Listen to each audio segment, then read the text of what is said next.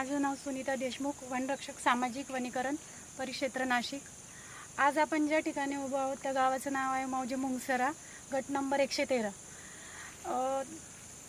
33 कोटीच्या प्लांटेशनमध्ये इथे 5 हेक्टरचं प्लांटेशन करण्यात आलं। हेक्टरी आम्ही या ठिकाणी 2500 रोपं लावलेले आहेत। एकूण असे आपण इथे 12,500 रोपं लावले 5 हेक्टरमध्ये।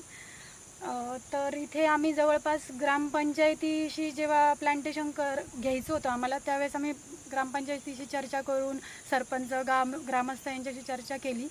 तर त्यांचा एक दृष्टिकोन होता की आम्ही तुम्हाला गायरान क्षेत्र देतो आहे फॉरेस्टला, सामाजिक वनीकरणला, तर आम्हाला यामधून काहीतरी आर्थिक उत्पन्न मिळालं पाहिजे। तर मी आमच्या अधिकाऱ्यांशी या विषयावर चर्चा केली। त्या दृष्टिकोनातून आम्ही इथे पेरू, शेवगा, आवळा, त्यानंतर सीताफळ आणि काही मिक्स व्हरायटी अशा टोटल आम्ही इथे मेडिसिनल प्लांट वगैरे सर्व टोटल 45 प्रजातींची लागवड केलेली आहे। आणि इथे आम्ही 2019च्या पावसाळ्यामध्ये नाशिकमध्ये अतिवृष्टी झाल्यामुळे इथे खूप मोठ्या प्रमाणामध्ये पाऊस पडला होता। तर इथे ब्लॅक कॉटन सॉईल असल्यामुळे पाणी इतकं डंप झालं होतं, इतकं साचलं होतं की आमचे रोपं लिटरली इथे सडले होते, पिवळे पडले होते। मग आम्ही परत रिप्लांटिंग केली, तर परत काही प्रमाणामध्ये मरळ भरली आणि आज आम्ही इथं यशस्वीपणाने रोपण उभं केलेलं आहे। त्यानंतर इथे ब्लॅक कॉटन सॉईल असल्यामुळे पावसाळ्यामध्ये पाणी साचतं, उन्हाळ्यामध्ये इथे जमिनीला तडे पडतात, त्यामुळे रोपांवर दोन्ही ऋतूमध्ये म्हणजे पावसाळा आणि उन्हाळा अशा दोन्ही ऋतूमध्ये इथे नुकसान होतं रोपांना। पण तरी पण आम्ही असं मला तरी वाटतं की आपण चांगल्या प्रकारे जर का प्रयत्न केले कुठल्याही गोष्टीसाठी तर नक्कीच आपल्याला यश मिळतं। आणि आज आमचं प्लांटेशन जवळपास 98% वर इथं जिवंत रोपांची टक्केवारी आहे। ती मी तुम्हाला आपण एकदा फेरफटका जेव्हा घेऊ आता प्लांटेशनचा बघू तेव्हा तुम्हाला मी सर्वांना दाखवणारच आहे की आम्ही कशा प्रकारे इथे लागवड केली आहे। आणि अजून मला सांगायला एक आनंद होतोय तुम्हाला की पहिल्या वर्षामध्येच इथे आम्हाला पेरूला जवळपास पेरू यायला लागले आणि 5 किलोच्या आसपास पेरू आम्हाला मिळाले आणि परत शेवग्याला पण काही प्रमाणामध्ये शेंगा आल्या। तर निश्चितच पुढच्या वर्षी आणखी जास्त प्रमाणात उत्पन्न मिळेल। आणि इथे TCMवर पण आम्ही जी बांबूची लागवड केलेली आहे तर बांबू पण इथे चांगल्या प्रमाणात वाढलेला आहे। तर बांबू जवळपास तो पण मी तुम्हाला दाखवणार आहे बांबू किती वाढला आहे। 15 ते 20 फुटाच्या आसपास बांबूची वाढ झाली आहे। तर ह्या बांबूमुळे पण ग्रामपंचायतीला आर्थिक उत्पन्न मिळेल।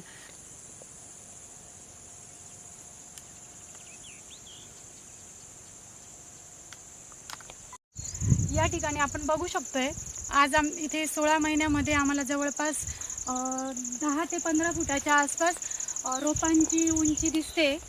आणि ही गोष्ट एकदम आमच्यासाठी आणि आमच्या जवळसाठी दिलासादायक आहे।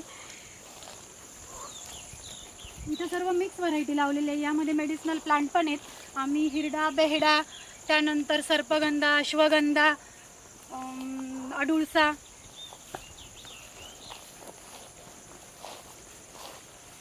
आपण सर्व ठिकाणी बघू शकतो। बांबू पण खूप छान प्रकारे इथे वाढलेला आहे।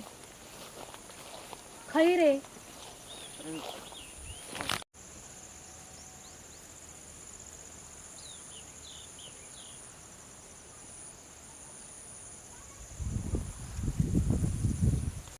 या ठिकाणी आपण बघू शकतो की इथं आम्ही पूर्ण हा जो पॅच आहे हा शेवग्याचा पॅच केलेला आहे। आपण शक्यतो मिक्स व्हरायटी लावतो, तर आम्ही इथे पॅचमध्ये केलेलं आहे। पेरूचा पॅच, शेवग्याचा पॅच, आवळ्याचा, सीताफळचा। आणि ही जी शेवग्याची आपल्याला जी प्रजाती दिसते ती व्हरायटी KDM 10 आहे। ती आम्ही सोलापूरच्या KVK मधून आणलेली आहे।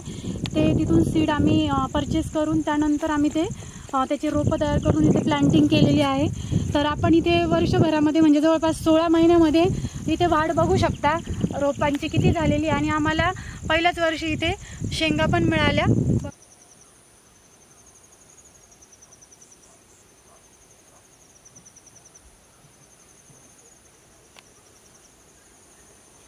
इथं आपण बघू शकतो हा पूर्ण आम्ही जो एक ग्रीड केला आहे हा पूर्ण पेरूचा आहे।